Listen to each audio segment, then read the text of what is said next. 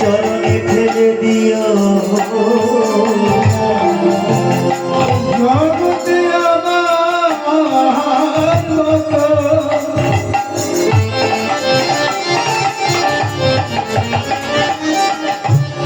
অধিকার পাবে না ভগবতী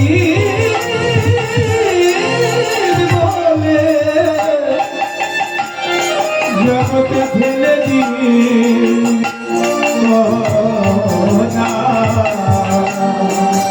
তুমি আমার পতি পাবে না আমার পতি বলে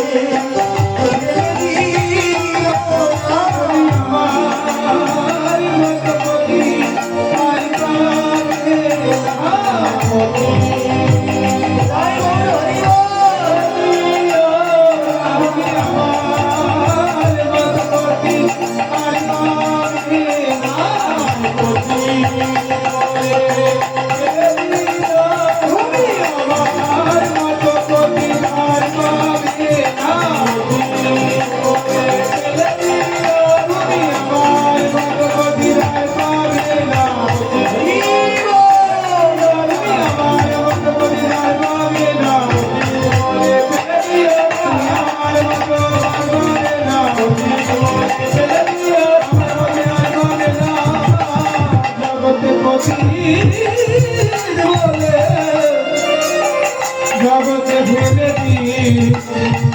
দিও না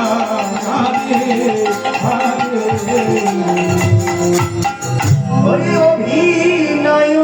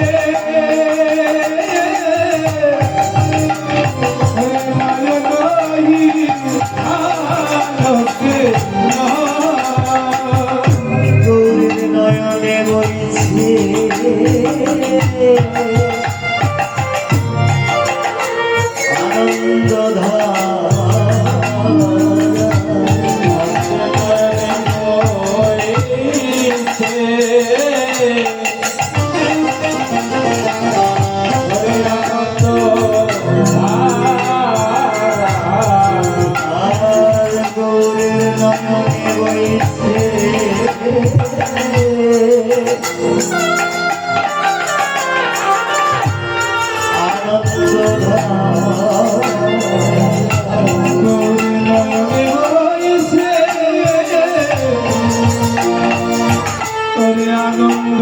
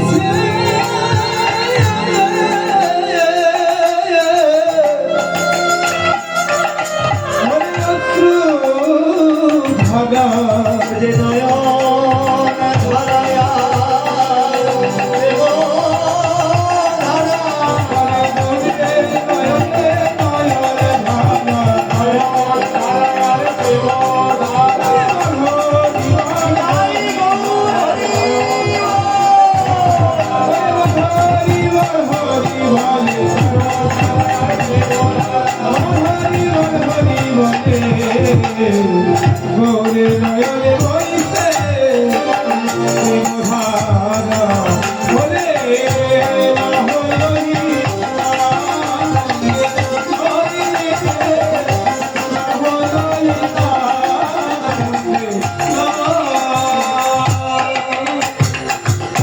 অভিনয় অতইছন করল পুলক তনু নয়নহি আনন্দিল। আজ গৌরহরি যেন অভিনয় করছে। গৌরহরি আমার আজ রাধা বেশে বিভোর হয়ে রাধার ভাব কান্তি অঙ্গে মেখে আজকে যেন কখনো নারী রূপ, একজন নারী যেভাবে সাজে ঠিক সেইভাবে সাজছে এবং নিজে নিজেকে দর্শন করছে যে কেউ আমাকে দেখছে নাকি। আজকে গৌরহরির আমার সেই পুরো লীলার কথা মনে পড়েছে, ব্রজভাবের কথা মনে পড়েছে, রাধা রানীর সাথে কত না বক্ষ বিলাস করেছে, সেই কথাগুলো গৌরহরির আজ মনে পড়েছে। বলে যেন প্রভু আর নিজেই অভিনয় করছে। আর এই জগতে আমরাও অভিনয় করছি বাবা, প্রত্যেকটি সংসারে আমরা অভিনয় করছি। কেহ বা পিতার অভিনয়, কেহ বা মাতার অভিনয়, কেহ বা ভাইয়ের অভিনয়, বোনের অভিনয়, ইত্যাদি ইত্যাদি অভিনয় করছি। তবে জানেন কি, একটি নাট্যকার যখন একটি নাটক রচনা করে সেখানে কিছু চরিত্র দেন, পিতা মাতা ভাই ভগ্নী, রাজা মহারাজা দারোয়ান প্রহরী ইত্যাদি ইত্যাদি। সবার অভিনয় কিন্তু সমান নয়। যার যতটুকু নাট্যকার অভিনয় লিখেছে ততটুকুই অভিনয় উপস্থাপিত হবে মঞ্চে। একজন প্রহরীর অভিনয় শুধু যাচ্ছি হুজুর আর আইতাছি হুজুর, স্টেজে ওঠা আর নামা। একজন নায়ক এবং নায়িকার অভিনয় শুরু থেকে শেষ পর্যন্ত। এরকম আমরা প্রত্যেকেই এই জগৎ সংসারে অভিনয় করছি। এই অভিনয় করতে করতে যার যতটুকু সময়, যার যতটুকু অভিনয় শেষ হওয়া মাত্র এই জগৎ থেকে আমাদের বিদায় নিয়ে চলে যেতে হবে। তাই আমরা কোথায় ছিলাম, কোথায় এলাম আর কোথায় যাব। আমরা জন্মের পূর্বে ছিলাম পিতার মস্তকে বিন্দু রূপে ভাসমান অবস্থায়। পিতামাতা রজনীজি, পিতামাতা আনন্দে উল্লাসিত হয়ে একটি ভুল করেছিল বলে, একটু ভুলের কারণে আমরা আমাদের জন্ম হয়েছে। তাই পিতামাতা রজনীজি, পিতামাতার সবটা বস্তু দিয়ে আমাদের এই দেহ গড়া। আমাদের দেহটা যতদিন আছে পিতামাতা আমাদের কাছে বর্তমান। আমরা অনেকেই বলি পিতামাতা গত হয়ে গেলে তাদের আর সেবা পূজার কোনো প্রয়োজন নেই, কিন্তু না, পিতামাতা নিজের দেহের সঙ্গে বর্তমান। পিতামাতা সন্তানের কাছে সাক্ষাৎ ভগবান। যদি পিতামাতাকে চরণ সেবায় সন্তুষ্ট করতে পারেন তবে সকল কিছু সন্তুষ্ট হয়ে যাবে, ভগবান নিজেও সন্তুষ্ট হয়ে যাবে। ভগবান এই যে 64 লীলার মধ্যে অনেক অনেক লীলা করেছেন। পিতামাতা যে শ্রদ্ধার পাত্র, ভক্তির পাত্র, এই পিতামাতাকে সম্মান বারবার দিয়েছেন, মাকে সম্মান দিয়েছেন, মাকে আখ্যায়িত করেছেন এই ত্রিলোকের গুরু, নাস্তি মাতৃ সমগুরু, স্বর্গ মর্ত পাতাল তিন ভুবনের গুরু হচ্ছে মা। একজন মাকে যে সম্মান করতে হবে ইহা আমাদের অবশ্যই করণীয় কর্তব্য। কিন্তু জগতে কি দেখুন উল্টো নিয়ম, উল্টো নিয়মে আমরা চলি। পিতামাতাকে রেখে আমরা অপরাধ মার্জনীয়, আমি কোনো গুরু নিন্দা করছি না, যৎকিঞ্চিৎ শিক্ষা দেওয়ার জন্য উপায়টা বলছি আর কি। গুরুদেব বাড়িতে আসলে আমরা একবারে লম্বা লম্বা ভক্তি দিয়ে দিই, একবারে পঞ্চাঙ্গ অষ্টাঙ্গ ষষ্ঠাঙ্গ ভক্তি দিয়ে দিই। অথচ যে জন্মদাতা মা এবং বাবা আমাদের কাছে বর্তমান, তাদের চরণে সারা বছরে অনেক সন্তান আছে, একবারও প্রণাম করে না। একজন মা সুখী আছে না দুঃখী আছে খোঁজ খবর রাখে না, অথচ আত্মীয় স্বজন বন্ধু বান্ধব নিয়ে বিলাসিতা করে অনেক অনেক অর্থ অপচয় করে, বিভিন্ন জায়গায় দান ধ্যান করে, কোনো মূল্য নেই। পিতা মাতাকে কাঁদিয়ে কোনো সন্তান কোনো কারো কিছু আশীর্বাদ পাবে না। একজনকে অসন্তুষ্ট করে রেখে আর একজনকে যতই সন্তুষ্ট করতে চান, ইহাতে কোনো ফল হবে না। পিতা মাতাকে সাক্ষাৎ ভগবান জেনে প্রতিদিন প্রণাম করবে। এবং যারা মা রয়েছেন, সধবা নারী যারা রয়েছেন, তাদের কাছে স্বামী ভগবান, তারা প্রতিদিন স্বামী ভক্তি করবে। কি মায়েরা স্বামী ভক্তি করে? সত্য কথা বলবেন। যদি না করেন আজ থেকে প্রতিজ্ঞা নেবেন, অবশ্যই প্রতিদিন স্বামীকে ভক্তি করবেন। স্বামীর মাঝে 5টি গুণ রয়েছে, কখনো পতি, কখনো পিতা, কখনো সন্তান, কখনো বন্ধু, তাই না? একজন পতি,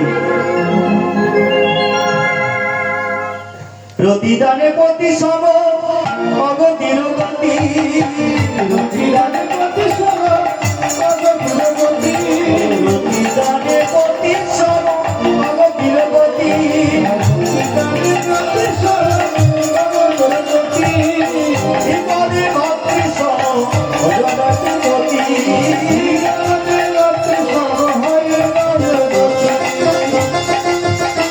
হয়ে অত্রদান পিতা সম বিদ্যজনের সন্তান, একজন নারী যখন বাবার বাড়িতে থাকে ছোটবেলা, তখন পিতার অন্নে পালিত হয়, তাই না? পিতার অন্নে কন্যা সন্তান পালিত হচ্ছে। তারপরে যখন সম্প্রদান করে কন্যা, বিবাহ বন্ধনে যখন একজনের হাতে অর্পণ করে, তার দায়িত্ব পেয়ে যায় স্বামী।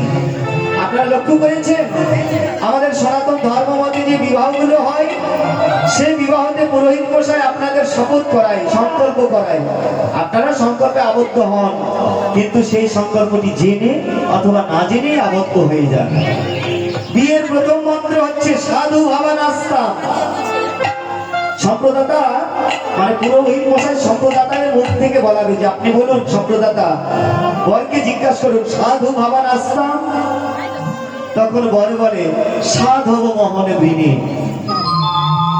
এটা সংস্কৃত, এর অর্থ হচ্ছে সম্প্রদাতা বলছে বরকে, দেখো বাবা, এই যে এর আগে আমি তোমাকে বরণ করে নিলাম, বরকে বরণ করে নেওয়া হলো, বিভিন্ন মাল্য বস্ত্র স্বর্ণালঙ্কার যৌতুক দ্রব্য এগুলো দিয়ে বরণ করে নিলাম, এগুলো দান করলাম। এখন আমি তোমাকে একটি কন্যা দান করব। তুমি কি কন্যা দানের সমস্ত ভরণ পোষণ সমস্ত কিছু দায়িত্ব গ্রহণ করতে পারবে? আমরা বুঝে কি না বুঝে বলেছিলাম হ্যাঁ সাধু ভাবান আসতাম, সাধব মাহম ঘৃণে, তাই না? তারপরে সম্প্রদাতাকে বলতে বলা হয়েছিল, বলবেন যথা বিহিত কর্ম গুরু। আমি তখন লাভ দেউনে বলেছিলাম যথা জ্ঞান ও করবাণী, অর্থাৎ সম্প্রদাতার কাছে আমি সংকল্পে আবদ্ধ হচ্ছি যে ঠিক আছে মা, আপনি যেভাবে বলবেন আপনার নিয়ে একবারে রাজধানীর মতো থাকবে। বলেছিলাম তো নাকি? নাকি মিথ্যা কথা এগুলো? শাস্ত্রের কথা, তাই না? তাহলে দেখুন সংকল্প শব্দ অর্থ হচ্ছে প্রতিজ্ঞা। এই প্রতিজ্ঞায় আবদ্ধ হয়ে যদি প্রতিজ্ঞা রক্ষা করতে না পারি, সেখানে আমাদের একটি পাপ জন্মে যায়। আর পাপ ছোট থাকে না, পাপ কিন্তু ধীরে ধীরে ধীরে ধীরে বড় হয়ে যায়। একটি মানুষ অথবা পশু পাখি গাছপালা যেমন অঙ্কুরিত হয়ে আস্তে আস্তে আস্তে বড় হয়ে যায়, তেমনি আমাদের যে পাপ, এই পাপগুলো ছোট থেকে রাশি রাশি করে আস্তে আস্তে বড় হয়ে যায়।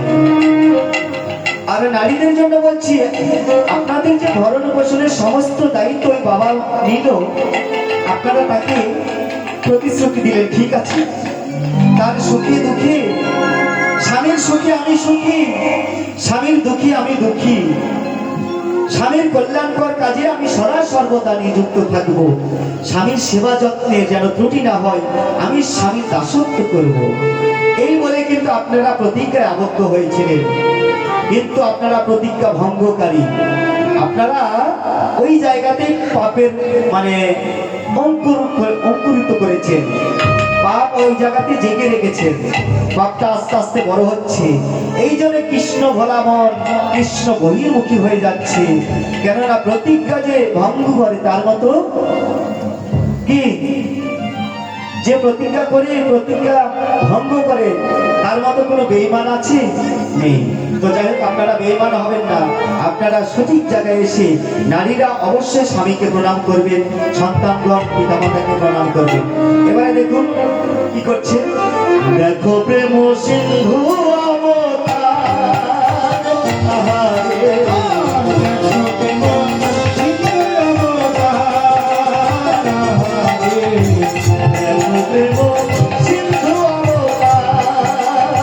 আহারে,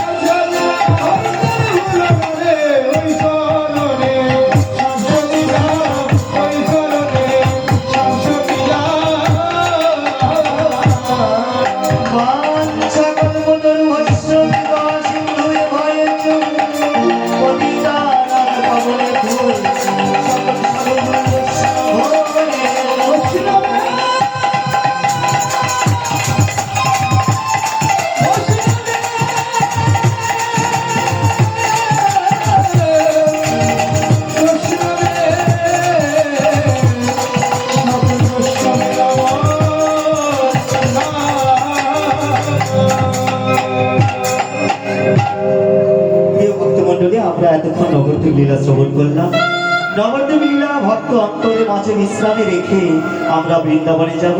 আর তার মধ্যে কুমটি বাবুর আকুল নিবেদন রয়েছে, ওনারা যৎকিঞ্চিৎ সেবার আয়োজন রেখেছে। আপনারা যারা অভুক্ত রয়েছে, যারা প্রসাদ পাননি, তারা অবশ্যই আনন্দ বাজারে গিয়ে প্রসাদ পেয়ে আবার এসে কীর্তন শ্রবণ করবেন। প্রিয় ভক্তমণ্ডলী, আমার সময় বেঁধে দিয়েছে 12:30 পর্যন্ত। এই কারণে আমার খুবই অল্প সময়, এই কারণে আপনারা অবশ্যই অধীর আগ্রহে আছেন শ্রদ্ধেয় দাদু ভাই দুলাল মহন্তের কীর্তন শুনবার জন্য, তাই না? আমরা সেই সন্ধ্যা থেকে শুনছি আর শুনছি। তো এক সময় বলেছিলাম ঠিক আছে, নাহলে দাদুকে সন্ধ্যা থেকে দেন, আমরা ভাই ঘুরে উঠবো। তো যাই হোক, আপনারা অবশ্যই ধৈর্য ধরে অপেক্ষা করবেন। দাদু ভাই খুব সুন্দর সুন্দর কীর্তন করে, বুঝতে পেরেছেন? আপনারা ধৈর্য ধরলে ওনার কাছ থেকে অবশ্যই কিছু পাবেন। তো ঠিক আছে, আমরা সবাই একটু বৃন্দাবনে যাব। তো একটু রাধা নামের জয়ধ্বনি করবেন প্রেম সে, আনন্দ ভরা চিত্তে, সবাই একটু হাস্য বদনে, হাসি মুখে। শুধু কেঁদেই যাবেন, এটা কি হবে বলুন তো? লীলা, তাই না? লীলা মানে অভিনয়, কখনো হাসি কখনো কান্না। তাই এবারে হাস্য বদনে সবাই মিলে কৃষ্ণ নাম করবো। যে যেখানে আছেন সেখান থেকে করতালি দিয়ে নাম করবো। আমরা একটি রাধা নামের ভজন করবো, ঠিক আছে? জয় রাধে রাধে, কই তালি কই? আপনাদের বাজাতে বলিনি, ওনারা বলছে আজকে করতালি দিয়ে নাম করবো, বুঝতে পেরেছেন? ও স্যার, বুঝতে পেরেছেন? আচ্ছা আচ্ছা, ঠিক আছে, করতালি আজকে দেখবো। সবাই যদি, যে মায়েরা বসে আছেন, বাবারা বসে আছেন, যদি হাত পা লেগে যায় একটু উঠতেও পারে, একবারে নেচে নেচে নাম করবেন আমার সঙ্গে এরকম। জয় রাধে রাধে, কৃষ্ণ কৃষ্ণ গোবিন্দ গোবিন্দ বলো রে। নাচবেন আপনারা? ও বাপ মায়ের নিষেধ করে দিয়েছে না নাচতে? ঠিক আছে, যারা নাচবেন নাচবেন, অসুবিধা নেই, বসে বসে করতালি দিবেন। হ্যাঁ, এবার আপনারাও সহযোগিতা করবেন স্যার। মহারাজ, আপনিও সহযোগিতা করবেন। জয় রাধে রাধে, কৃষ্ণ কৃষ্ণ গোবিন্দ গোবিন্দ বলো রে। জয় রাধে রাধে, কৃষ্ণ কৃষ্ণ